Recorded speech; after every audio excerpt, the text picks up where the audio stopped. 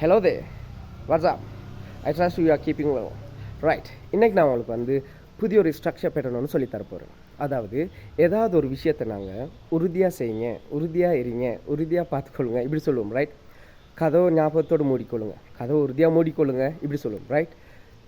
Be sure to plus verb 1. Be sure to plus base form. Be sure to plus present infinitive. Right. Be sure to கதவை ஞாபகத்தோடு மூடிக்கொள்ளுங்க. Be sure to close the door. டைமுக்கு வாங்க. Be sure to come on time. Be sure to come on time. எக்ஸாமில் கட்டாயம் pass பண்ணிக்கொள்ளுங்க. Be sure to pass the exam. கட்டாயம் பில்லை கட்டிக்கொள்ளுங்க. Be sure to pay the bill.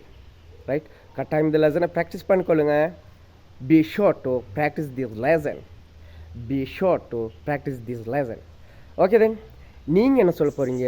Be sure to plus verb 1 என்ன சொல்ல போகிறீங்கன்னு கமெண்ட் பாக்ஸில் போடுங்க. Until then, see you next time with a new video. English with Niswa. Cheers.